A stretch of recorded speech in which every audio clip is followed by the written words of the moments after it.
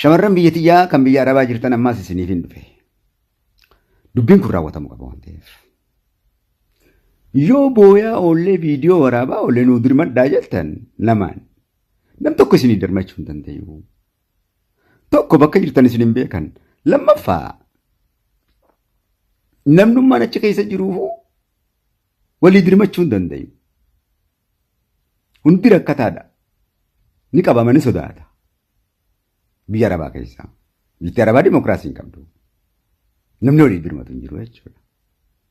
Wanni isinii dirmachuu danda'u falaan taaksii isinii kaa'essan lakkoofsasii qabaachuu Oromoo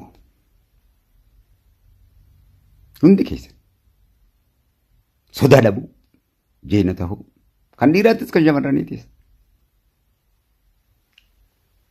bilbila shurxaa immoo biyyuma jirtan biyya arabaa kamuu afaanuma Oromootiin Google gubbaa barreessitan.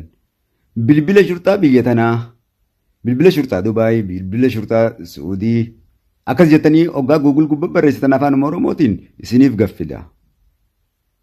Yoo sagaleedhaan duuba bilbila sanachirraa fudhattanii sagaleedhaan shurxatti bilbilachuu wallaaltan. Miiseeja barreessitaniif afaanuma Oromootiin afaanuma beeytanii qubeedhaan. Afaan Arabaatiin isaanii hima. Bakka wasaftaniif lookeeshinaa wajjin achumatti isinii dhufanii jechuudha. Abbuma fedhii uka isin rakkeessu. Lookeeshinuma teessee xaq gootee kan ni dhaabii yaar. Xaq godheetuma si dhufa shurxaan.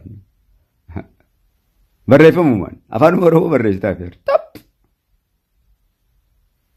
Hoggusuma kutaan. Abaloo kanaatu abaloo sadiitu himee namni si dhagahu hin jiru miseeja si harka jira nama akkanaa ta'e biyya jirtu hunda keessatti. Hin booyin viidiyoodhaan. Arabninis seera jala jira. Ati seera jala jirta. Amma dubbii isinii galee. Kanaaf akkanatti dammaqaa. Ani isiniin jaalladha. Akka malee isin jaalladha. Waa hunda caalaa isin shamarranii fi dargaggoo biyya arabaa kanaatu na yaachisa. Qaama kiyyaa waa'ee kee taasisantu na fixa. Anaa fi namni tokko miti hanqabsafaadha. Isin jaalladha akka malee. Namni dantaan qabu immoo isin irratti madaa'ee dhume. Raamata garaan kiyya isinii qaba. Qabsaawaa fi namni tokko miti. Waa'ee kiyyaatiif bar siree daa'imman gubbaa siree warqee gubbaa rafuu hin danda'a. Baraan biyya guddoo hin jira. Gammadaadha. Beekamtii guddoo isin qaba.